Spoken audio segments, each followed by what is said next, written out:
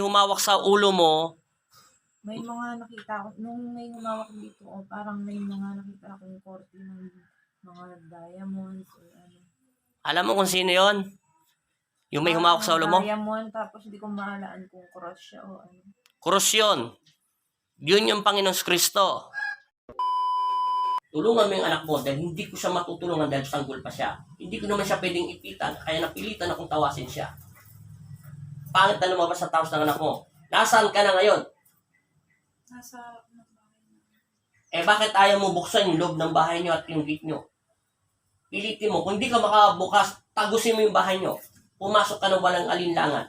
Kahit hindi mo siya buksan, makakapasok ka sa liwanag. Di ba sinabi ko sa iyo, wala ka sa loob ng katawan ng tao, katawan mo. Ang utak mo ay naririnig mo lang kasi binukas ng Diyos para hindi ka maligaw. Kasi pag ginawa ko to, na hindi kita ginabayan, papagalitan ako ng aking ama, bakit hindi mo siya ginabayan? Mamaya saniban siya ng mga masasamang espiritu sa mga lansangan na papuntahan niya. Ang katawan lupa mo ay patay. Ang buhay mo, ang espiritu mo ay buhay. Naglalakbay ka sa pasok doon sa loob ng bahay nyo. Pilitin mong tumagos. Pag hindi mo magawa, mapipilitan ako iataas ang antas ng dasal. Ang tanong, nakapasok ka na ba? Hindi.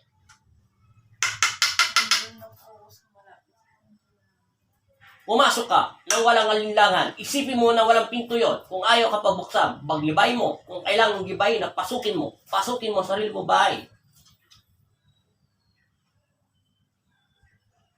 Sa pangalan ni Jesus, sa pangalan ng Ama, pasok! Pilitin mo tumagos sa loob ng bahay nyo. Hanggang nakapasok ka na ron, matatapos na tayo. Pag nabuksan mo yung pintuan at nakatagos ka, may kasama kaliwanag, malulusaw ang lahat ng nakatira sa loob ng bahay nyo.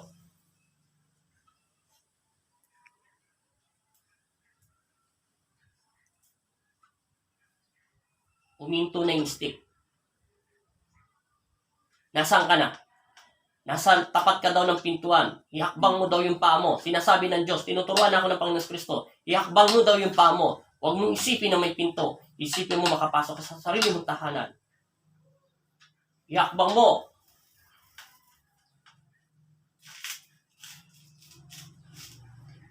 Nandun na po ako sa may Saan?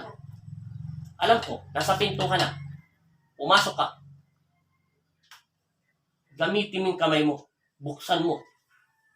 Igalaw mo yung mga kamay mo. Buksan mo.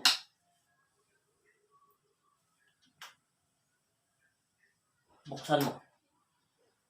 Buksan mo ang pinto. Huwag kang matakot. Nakikita kita. Nakikita kita sa parang bolang kristal. Pasukin mo. Bilisan mo. Masyado na tayo matagal. O sige, pumasok sa loob ng bahay mo. Silipin mo lahat ng mga nakatira doon. Kung meron ka makikita o wala, etc. Nakapasok ka na, tagal mo makapasok sa loob ng bahay mo para ka nagbiyay ng sasakyan. O, ano nakikita mo? Iyuko mo na konti yung mga mata mo at makikita mo lahat yung mga nakikita mo doon. Kung may makita ka, wala. Nabuksan mo na yung pinto. Ano? Iikot mo yung buong katawan mo.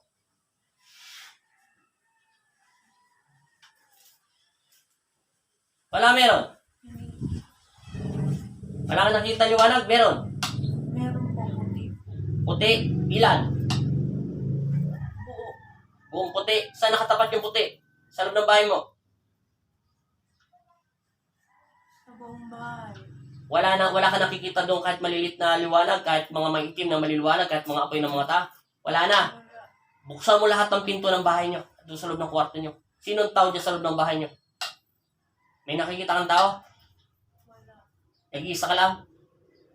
Wala na yung green nakikita mo? Wala na yung dilaw?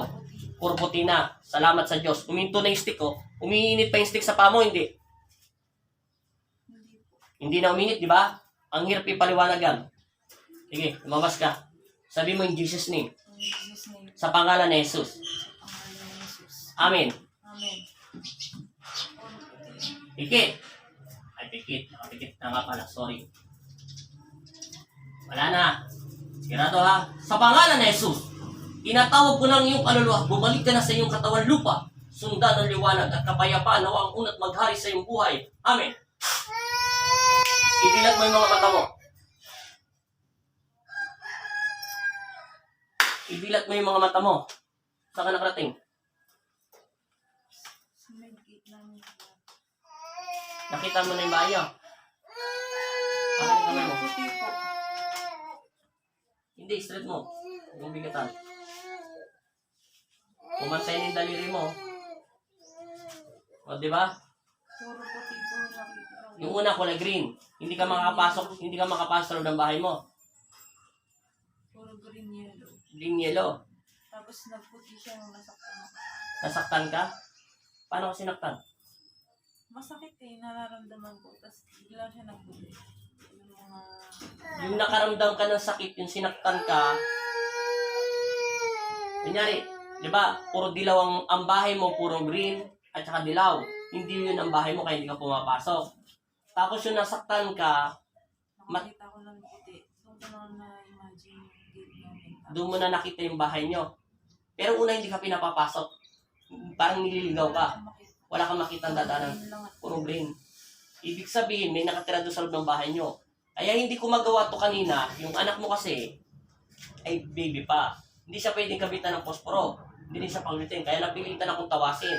Kaso nagtataka ko sa dami ko ng tinatawas na bata, siya lang ang masyadong agresibo. Ibig sabihin, matapang. Parang mainitin pa ulo niya kaysa sa mga magulang niya. Ibig sabihin, meron nakapasok sa loob ng katululuwa niya. Meron kumukontrol sa utak niya kasi mga sanggol, mga anghel yan. Kaso madalis din silang mausog, mabati. Ibig sabihin, hindi ka makapasok sa tahanan mo, ang tagal mo makapasok, nililigaw ka.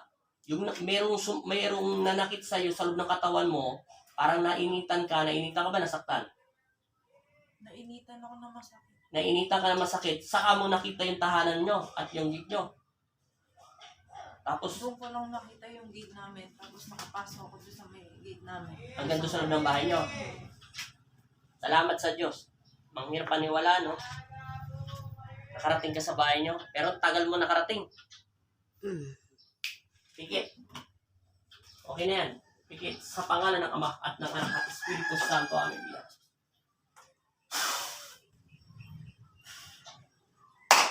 Okay na yan. Saka nung bago matapos nung may humawak dito ko, parang may nakita akong mga...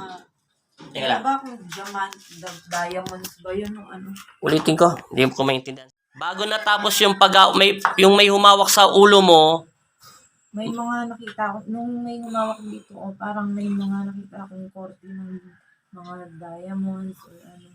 alam mo kung sino yon? Yung may humawak sa ulo mo? Diamond, tapos hindi ko mahalaan kung cross siya o ano.